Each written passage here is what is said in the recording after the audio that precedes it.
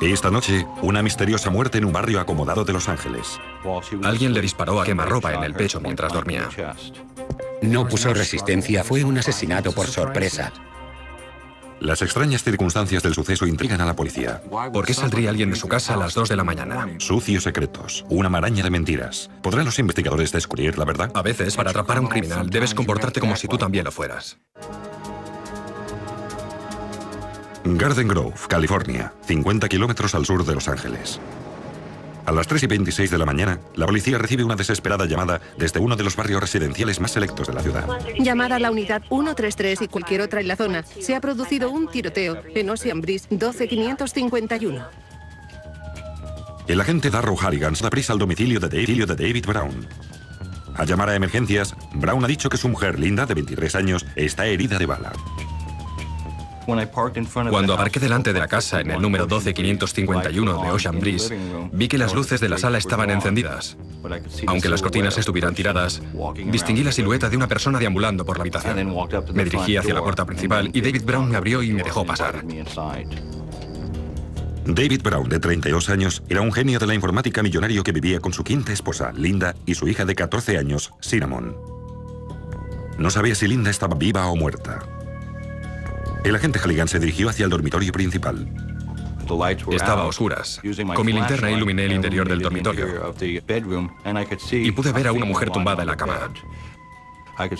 Vi cantidad de sangre alrededor de la zona del pecho. Todo parecía indicar que Linda Brown estaba durmiendo cuando alguien le había disparado a quemarropa en el pecho. En el suelo vi un revólver del calibre 38, de 2 pulgadas. El asesino podía estar en cualquier parte. Halligan registró cautelosamente la casa. Luego entré en un cuarto de baño contiguo para ver si había alguien allí. Empecé a mirar en los armarios por si hubiera alguien escondido. Y no había nadie.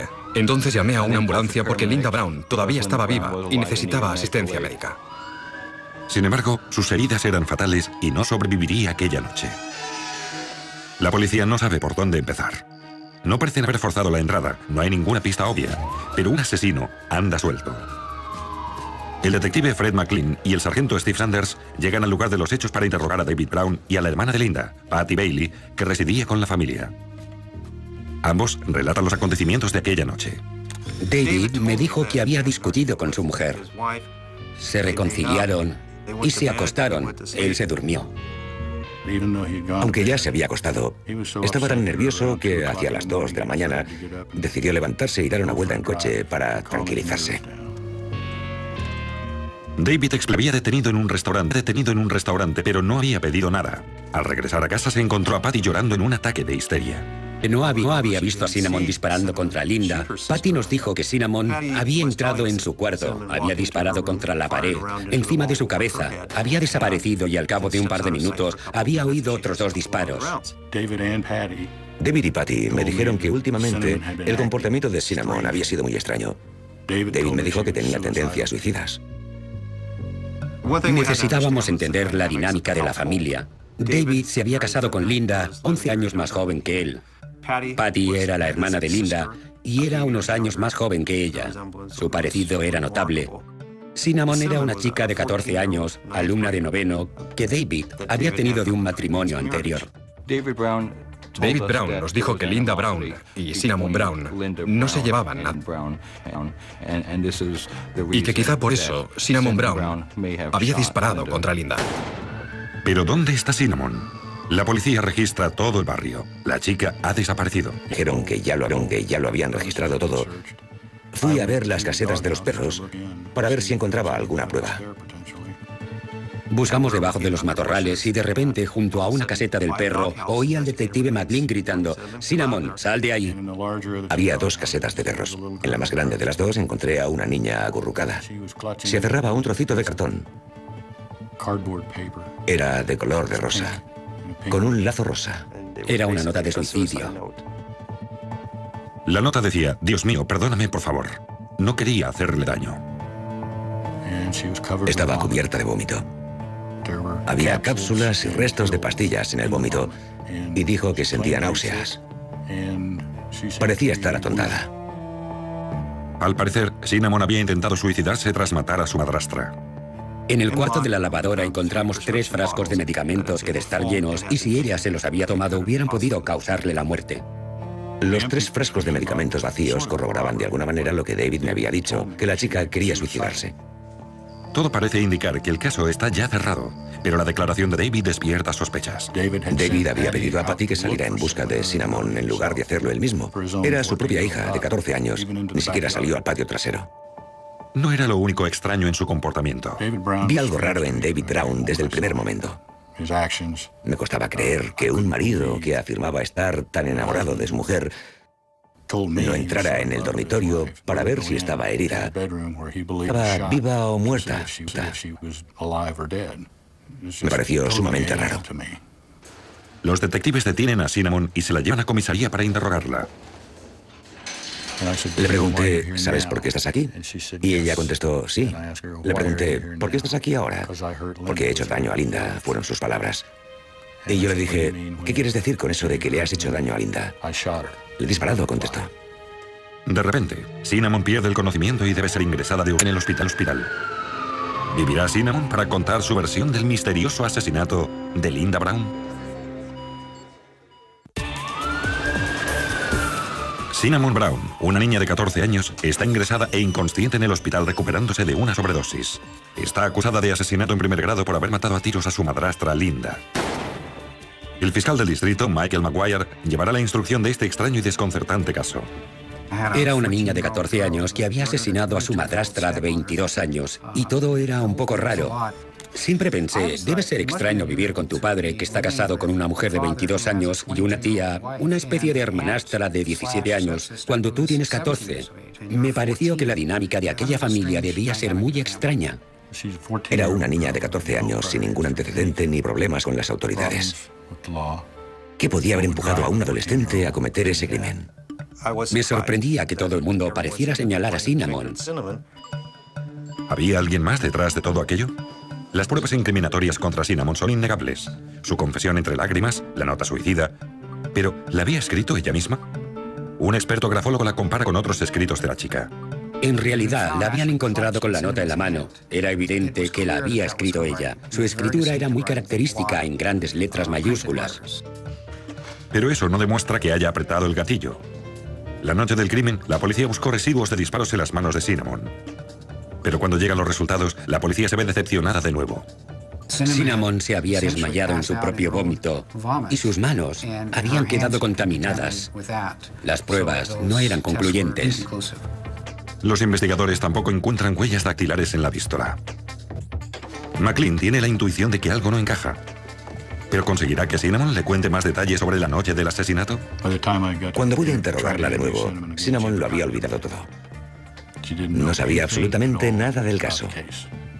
En los días siguientes, cuando empecé a entrar en contacto con otros testigos potenciales, descubrí que Patty y David ya lo habían hecho antes que yo y les habían dicho lo que debían declarar acerca de Cinnamon.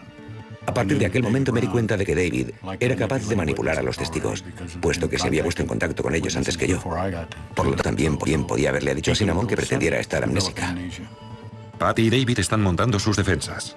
Para descubrir la verdad, la oficina del fiscal del distrito recurre al investigador Jay Nowell. Bueno, la investigación del caso Cinnamon debía sustentarse con testigos. Y Patty Bailey fue interrogada en varias ocasiones. Dijo haber visto a Cinnamon de pie en el umbral de la puerta, con la pistola en la mano. Esto implicaba a Cinnamon claramente. Era una prueba crucial en aquel punto de la investigación. No cabía duda de que Cinnamon había apretado el gatillo que había disparado ella. La única duda era el motivo. David da a los investigadores un posible motivo.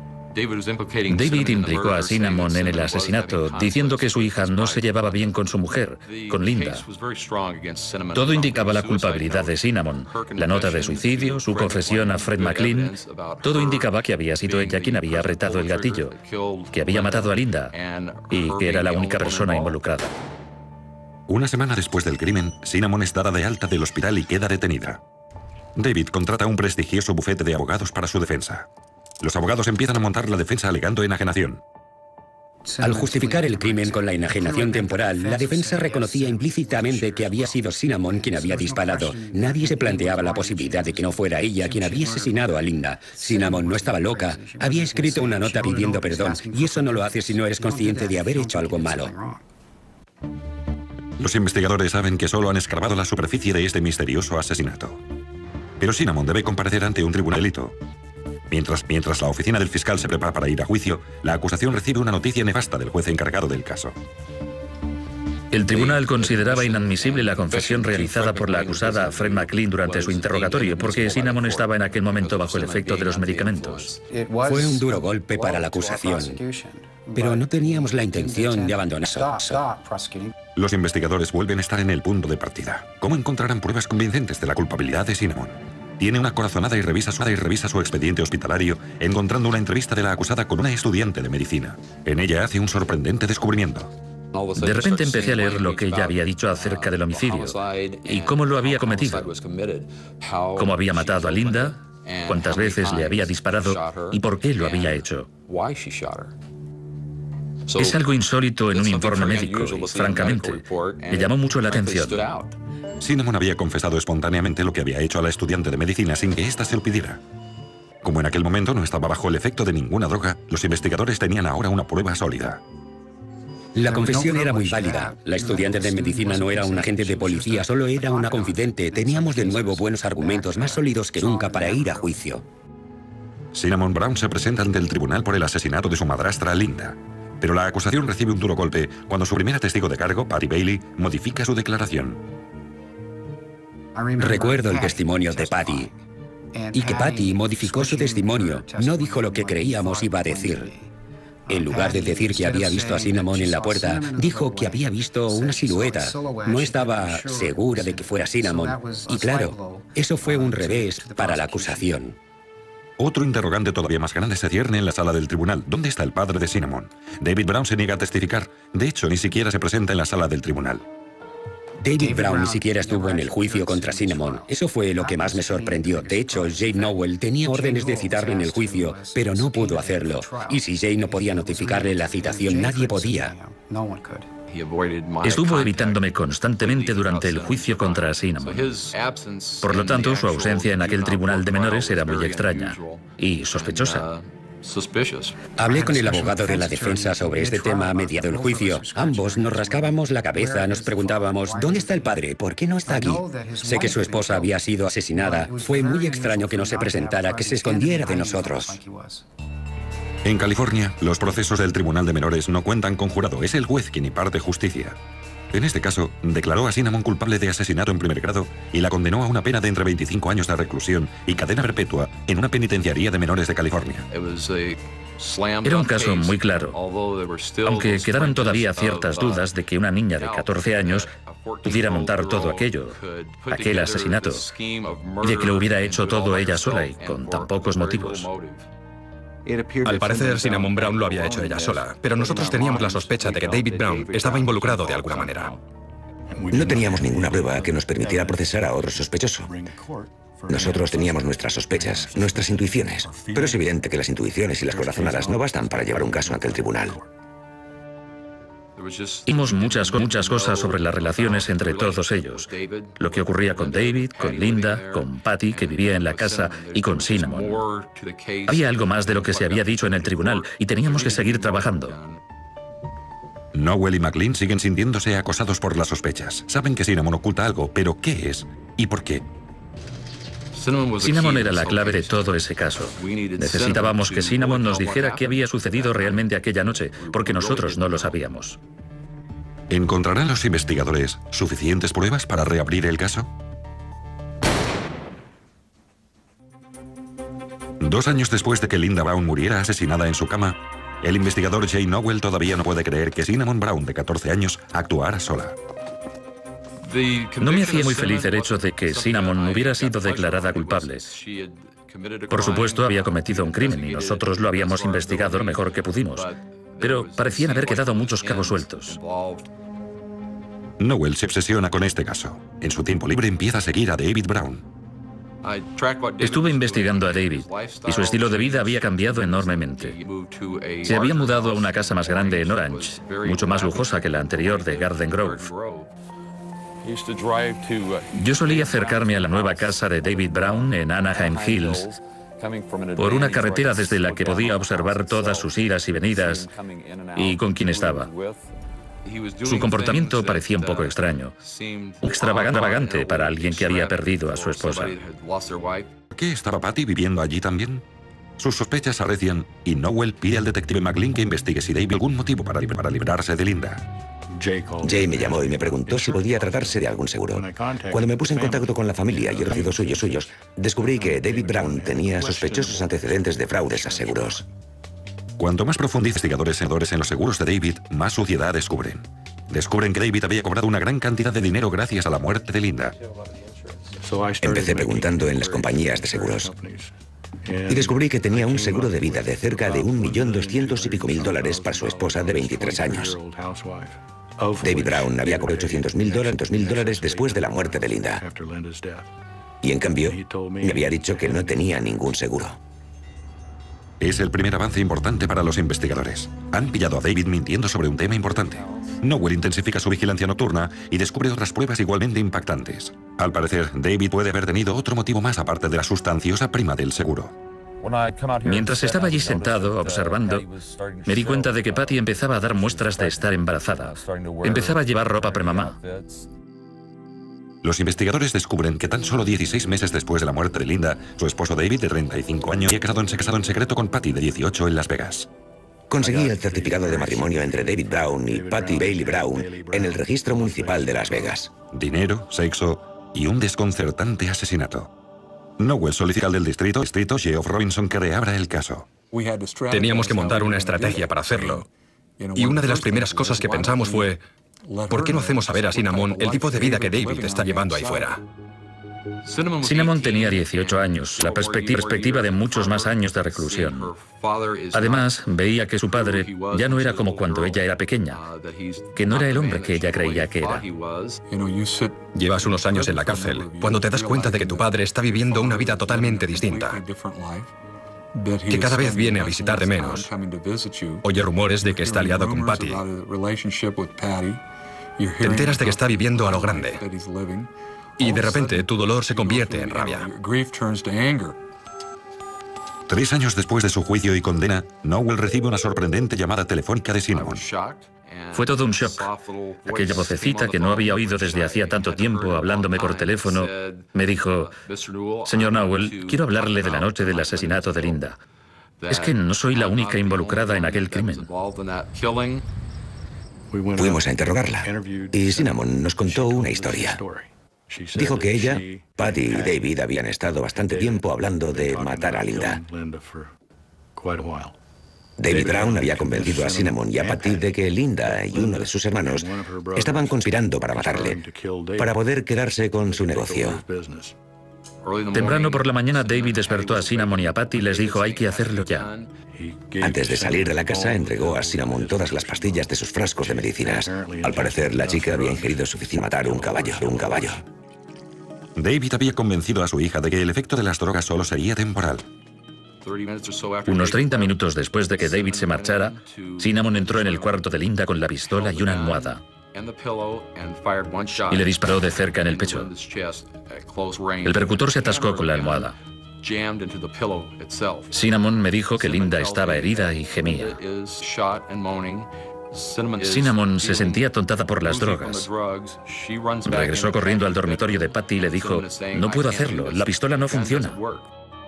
Cuando Patty intenta desatascar la pistola, dispara accidentalmente una bala en la pared. Entonces Patty le dijo a Cinnamon: «No está muerta, tienes que regresar y hacerlo de nuevo». Patty consiguió animar a Cinnamon para que volviera al cuarto de Linda y luego se oyó otro disparo. Cinnamon dejó entonces caer la pistola y, siguiendo las instrucciones de su padre, cogió la nota que su padre le había ayudado a escribir. Se dirigió hacia la caseta del perro, se metió dentro y se quedó allí sentada esperando a la policía. Cada vez se encontraba peor, hasta que finalmente vomitó. Tras una ardua investigación de 3 años, la historia de Cinnamon es la pieza del rompecabezas que los investigadores habían estado buscando. Por fin pueden reabrir el caso del asesinato de Linda Brown. ¿Traicionará Cinnamon a su propio padre ante el tribunal? 3 años después de haber sido declarada culpable, Cinnamon implica en el asesinato de Linda Brown. El fiscal del distrito, Jeff Robinson, cree que David orquestó el asesinato y que Patty le ayudó a llevarlo a cabo. Por fin, el caso está oficialmente abierto de nuevo. Necesitábamos declaraciones de David y de Patty Bailey que corroboraran lo que Cinnamon nos había contado. La fiscalía monta entonces una orden encubierta. Convencen a Cinnamon de llevar un micrófono oculto cuando se encuentre con su padre. Ella tenía que ponerle contra la pared y decirle: oye, todavía me quedan muchos años aquí dentro. Hasta que tenga 25, tenemos que decir la verdad. Dijiste que no querías que Patty y yo tuviéramos que hacerlo. Sí, no quería. Pero me hiciste escribir aquella nota, ¿no? ¿Por qué? Tampoco me acuerdo de eso. Si lo hiciste, es porque me querías tanto como yo te quiero. David intentó por todos los medios, especialmente al principio, convencer a Cinnamon de que estaba loca, de que no sabía de qué él estaba hablando, de que nunca habían planeado nada, de que nunca había sabido nada de todo aquello antes del crimen. Y David le decía: siempre he sabido que no lo hiciste, Cindy. Probablemente fue Patty. David es más astuto y cínico de lo que creían los investigadores. Es obvio que necesitan un nuevo plan. Robinson y Nowell se reúnen con el detective McLean y el sargento Sanders para repasar las declaraciones de David y Patty la noche del asesinato. Patty me dijo que Cinnamon había hecho un disparo desde la puerta de su habitación, que estaba asustada y se había quedado en su cuarto, y luego había oído otros 2 disparos, pero que no fue a ver qué había pasado. Y luego le dio una coartada perfecta a David. La coartada era un montaje para situarle fuera de su propia casa a las 2 de la mañana. Era un burdo y casi ingenuo intento por parte de David para eludir cualquier culpabilidad, que finalmente se volvió en su contra, puesto que ¿por qué se marcharía alguien de su casa a las 2 de la mañana por otro motivo que no fuera montarse una coartada? El siguiente paso crucial en la investigación es involucrar a Patty en su operación encubierta. Necesitábamos una conexión más, por lo menos, en presencia de Patty, para sacarle alguna confirmación. Y todavía mejor, más confirmaciones por parte de David en un segundo encuentro. Cinnamon organiza otro encuentro con David. Esta vez insiste en que Patty también esté presente. Los investigadores preparan previamente a Cinnamon, indicándole las cuestiones específicas que debe plantear. ¿Por qué había sucedido aquello? ¿Quién lo había hecho? ¿Por qué habían tenido que hacerlo? En otras palabras, conseguir que Cinnamon llegara al punto de preguntarle a David: papá, ¿por qué tuvimos que hacerlo? Es que Alan y Linda querían matarme. Ya sabéis que Linda abusa de las drogas. No, yo no sabía que tomara drogas. David dijo ciertas cosas, como por ejemplo que Linda era drogadicta y que tenía conexiones con el mundo de la droga y con la mafia, y que intentaban apoderarse de su negocio. O sea que Linda estaba metida en la mafia. Parece ser que sí, tanto ella como Alan lo estaban. Les habían ordenado que me mataran. Linda iba a heredar todo mi negocio. La mafia quería apoderarse de mi negocio. Patty, ¿cuál fue el motivo para hacer lo que hicimos? Es que los dos querían matarle y tú no querías que muriera. También dijo: Patty y tú teníais que protegerme, especialmente tú, Cinnamon. Soy tu padre, y estaban a punto de matarme. O sea que todo aquello fue por eso. ¿Ese fue el verdadero motivo? Ese fue el verdadero motivo. Lo que más me impresionó fue lo atroz de su comportamiento como padre, que fuera capaz de culpar y manipular así a su propia hija. La fiscalía se apresura a inculpar a David y Patty de conspiración para cometer el asesinato en primer grado de Linda Brown. La policía se dirige a casa de David. Le dijeron que estaba detenido por el asesinato de Linda Brown. A juzgar por su comportamiento, fue casi como si se lo esperara. Pero sin ninguna prueba forense que le relacione con el crimen, los investigadores temen que David pueda eludir su procesamiento. ¿Podrán encontrar una estrategia para pillarle?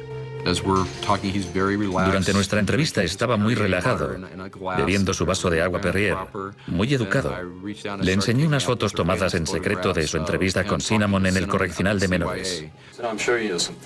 Quiero enseñarle unas fotos tomadas durante su conversación con su hija Cinnamon Brown en la escuela Aventura.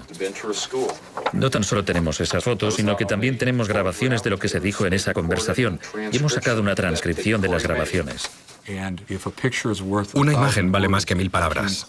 Y es evidente que David Brown se puso nervioso al ver aquellas fotos. David se dio cuenta de que le habíamos montado una trampa y que estaba atrapado. Empecé a interrogarle. De hecho, como si tuviera la intención de darle una salida, le dije, David, después de hablar con usted durante casi 3 horas, ya sé que no apretó el gatillo, pero creo que sabe quién lo hizo. Fue entonces cuando David implicó a Patty y dijo, ¿sabe qué? Pues creo que en realidad fue Patty quien apretó el gatillo. En los últimos meses, antes de aquel incidente, ella no hacía más que hablar de la necesidad de protegerme, que no había más remedio. Era demasiado importante para ella. Me quería demasiado y yo la quería demasiado a ella. Estaba decidida a evitar que alguien me hiciera daño. Patty estuvo detrás de todo aquello, no cabe duda. Patty lo orquestó todo. Cuando empezamos a apretarle las tuercas, David trasladó rápidamente las culpas de Cinnamon a Patty. Y empezó a decirnos que tenía mucho miedo de Patty. Vivía aterrorizado en su propia casa por culpa de aquella bruja, y que ahora creía que Patty había organizado y cometido ese asesinato. Temo por mi vida. Solo quiero saber hasta qué punto estaré protegido. ¿Vale? ¿Protegido de quién? De Patty. ¿Por qué necesita protegerse de Patty? Porque me da mucho miedo. Por eso no la he echado nunca de casa, porque estoy mortalmente asustado de esa chica. Muy bien. ¿Lo ve como no era tan difícil? Ahora, quizá pueda contestarme a esa pregunta. ¿Quién cree que mató a Linda? No me cabe la menor duda de que fue Patty. En aquella entrevista, lo único que preocupaba a David era protegerse, inculpar otra vez del crimen a otra persona. Al parecer, David creía estar liberándose de nuevo de las garras de la ley. Pero nadie se cree su historia. Los investigadores no se dejan engañar por su manipulación. En el juicio le atacan con todo lo que tienen. En un giro sorprendente, la acusación descubre que David está montando otra trama asesina. David Brown y Patty Bailey Brown han sido inculpados de asesinato. ¿Pero podrán los investigadores convencer a Patty para que testifique contra su nuevo marido? Patty era, sin lugar a dudas, una de las personas más difíciles que haya interrogado nunca. De hecho, parecía tener la capacidad de resistencia de una criminal empedernida. Yo creía que se derrumbaría cuando le dije, bueno, David te ha implicado, ha dicho que tú apretaste el gatillo. ¿Qué opinas de eso? Pero ella me miró impertérrita y dijo, bueno, verá, no sé por qué ha dicho algo semejante, no sé nada de eso. Por desgracia, los investigadores y policías tenemos a veces que recurrir a unas tácticas muy dudosas. A veces, para atrapar a un criminal, tienes que comportarte como si tú también lo fueras. El equipo de la acusación hace escuchar a Patty las grabaciones secretas y el interrogatorio de David grabado la noche de su detención. ¿Quién cree que mató a Linda? No me cabe la menor duda de que fue Patty. Con alguien como Patty, teníamos que hacerle saber que aquel tipo la había denunciado, que estaba dispuesto a acusarla del crimen. Cuando Patty oye a David implicándola en el asesinato, cambia de repente su historia. Corrobora la versión de los acontecimientos dada por Cinnamon. Patty acepta ser testigo de cargo. Es una enorme victoria para los investigadores. Sus arduos esfuerzos han dado sus frutos. Pero mientras David Brown espera su juicio, los detectives descubren algo casi tan impactante como el propio crimen. Un confidente de la cárcel se había puesto en contacto con las autoridades para decirles que había oído ciertas conversaciones entre David Brown y Richard Steinhardt. Steinhardt es un recluso con el que David había intimado en la cárcel. David Brown había contratado a Richard Steinhardt para matarme a mí y al investigador Nowell, creyendo que así tendría más probabilidades de que le declararan inocente en el juicio.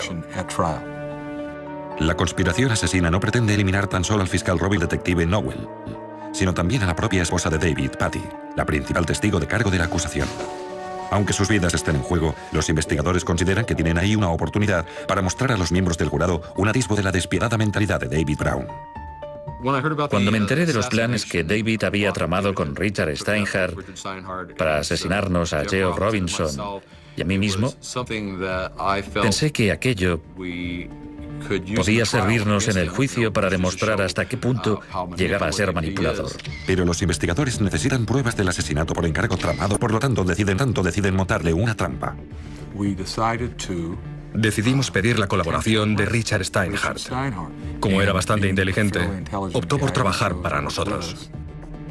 Richard Steinhardt aceptó llevar un micrófono oculto y organizarnos un encuentro supuestamente accidental de David y Richard en los calabozos de los juzgados. ¿Quieres que me los cargue por separado o cuando estén juntos? Como sea necesario. No tengo ninguna duda de que hay que hacerlo y no me arrepentiré, ¿vale? Vale, tienes que asegurármelo, jefe. No quiero encontrarme con el marrón de matar a esos tíos para que después me digas que no querías hacerlo. Sabes que tengo que hacerlo, tío. Es que son ellos o yo. Por explícita que sea la conversación, todavía no demuestra que David tenga realmente la intención de llevar a cabo su plan asesino. Teníamos que demostrar que aquello era más que un capricho, para que más tarde no pudiera decir, no lo decía en serio, solo estaba bromeando. Serán $20.000. Quieren 10.000 por hora. ¿En quién puedo confiar? ¿Nos dará tu hermano? David autorizó a su hermano, Tom Brown, para que sacara $22.000, supuestamente para comprar pistolas y billetes de avión y cosas así. Luego estableció el día y el momento en que debían cometerse los asesinatos. Los investigadores planearon la etapa final de la operación encubierta, la última llamada telefónica entre David y Steinhardt. ¿Conseguirá su confidente engañar a David? Richard Steinhardt tuvo una actuación muy brillante, como un verdadero actor, cuando le dijo por teléfono casi jadeante, ya está hecho, me los he cargado a los dos. A Robinson le he descerrajado un tiro en la cabeza. Nos los hemos cargado los dos, tío. Eres fantástico. Todo ha ido sobre ruedas. Bang, bang, un tiro en la nuca a los dos. Los dos están acabados. Muertos. Ahora ya teníamos la prueba perfecta que necesitábamos para demostrar que David Brown quería matarnos. Y ya creía que ambos estábamos muertos. Incluso llegamos al extremo de comunicar a los abogados de David Brown que yo estaba muerto y que Jane Nowell también. No cabía la menor duda de que esta había sido su intención y de que David Brown se alegraba del resultado. El dramático juicio contra David Brown y el sórdido testimonio de las mujeres que le amaban.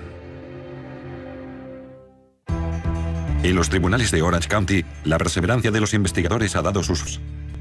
David Brown comparece ante el juez acusado del asesinato de su mujer Linda y tiene que verse las caras con Cinnamon, Patty y Richard Steinhardt en la sala del tribunal. Es evidente que los testimonios de Cinnamon y Patty fueron los momentos culminantes del juicio. Fueron los entresijos de un crimen relatados por unas mujeres que habían amado profundamente a David Brown y ahora se daba cuenta que se había servido de ellas. ¿Quién había hablado de posibles formas de matarla? Mi padre, Patty y yo. ¿Qué había dicho su padre? Dijo que tendría que hacerlo una de nosotras. ¿Y por qué dijo que tendría que hacerlo una de ustedes? Dijo que no tenía agallas para hacerlo. Cinnamon habló de los meses y meses de planificación antes del asesinato, de cómo David les repetía sin cesar a Patty y a ella que Linda quería hacerle daño, que estaba vinculada con la mafia, que estaba metida en las drogas, que quería robarle su lucrativo negocio y que tenían que detenerla antes de que Linda le matara y que si le amaban de veras, lo harían por él, porque no era hacerlo él mismo. El momento más dramático del juicio, sin embargo, fue cuando Cinnamon se dio cuenta del verdadero alcance de los planes asesinos de su padre. Hasta que no estuvo testificando en el estrado, durante la contrainterrogación, no se dio cuenta por primera vez de que su padre había planeado su muerte. En realidad, cuando encontraron a Cinnamon en la caseta del perro, había tomado suficientes sustancias narcóticas para morir envenenada. Por lo tanto, si el plan de David hubiera funcionado a la perfección, tendría una esposa muerta, $1 millón, una nueva esposa y una sospechosa a quien acusar del asesinato, pero que además también estaría muerta. Lo único que estropeó este plan fue que Cinnamon no toleró las drogas ingeridas. Las vomitó, salvando así la vida. El testimonio de Patty es igualmente espeluznante y la sala del tribunal se queda atónita cuando revela el verdadero carácter de su relación con David. Patty, antes de que se fuera a vivir con David y Linda, ¿había tenido algún contacto físico con David Brown? Sí, ¿Qué edad tenía entonces? 11 años. ¿Qué sucedió entre usted y David? Hubo tocamientos, caricias y al cabo de un tiempo hubo sexo oral. Patty, cuando se fue a vivir con David y Linda, ¿siguió manteniendo relaciones íntimas con David Brown? Sí, fue sobre todo sexo oral, hasta que cumplí los 15 años. A partir de entonces empezaron a ser coitos. David parecía sentirse atraído por las chicas jóvenes, a menudo chicas muy jóvenes y vulnerables, que le veían como alguien que podía darles una vida mejor. Cuando se casó con ella, Linda Bailey era una adolescente. Patty Bailey solo tenía 11 años cuando empezó a abusar de ella, y seguía siendo adolescente cuando se casó con ella. Patty había tenido una vida muy dura antes de conocer a David, pero luego fue todavía peor, aunque ella no lo supiera. David le robó su infancia, como también robó la infancia de Cinnamon. Queríamos que el jurado se diera cuenta de que Cinnamon había sido víctima de su propia educación. Su entorno familiar era demencial. Creció envuelta en manipulaciones. Su vida había estado dominada por todo lo malo de David Brown. El jurado se retira para deliberar. La acusación espera ansiosa el resultado de 3 años de laborioso trabajo de investigación. El jurado declara a David Brown culpable de asesinato en primer grado y conspiración. Al pronunciar la sentencia, la descripción que hace el juez del carácter de David Brown traza su propia y dramática conclusión. Es usted una persona terrorífica. Haber sido capaz de obligar a su propia hija a matar a su mujer, de conseguir que su cuñada contribuyera a ese asesinato. Comparado con usted, Charlie Manson, parece un monaguillo. David Brown fue condenado a cadena perpetua sin posibilidad de libertad condicional. 20 años después del brutal asesinato de Linda Brown, los investigadores no pueden olvidar este caso. No se me ocurre un abuso peor que incitar a una niña a cometer un asesinato. Un asesinato a sangre fría, por dinero. En todo caso, David Brown era coherente. Era un cobarde, era un manipulador, y siguió siéndolo desde el principio hasta el fin. En la actualidad, David Brown sigue encarcelado en la prisión estatal de Corcoran, junto con Charles Manson y Sirhan Sirhan. Patty Bailey fue procesada y declarada culpable por un tribunal de menores. Permaneció recluida hasta los 25 años. Cinnamon Brown salió en libertad a los 21 años. Está ahora casada, tiene hijos y disfruta de su vida en libertad.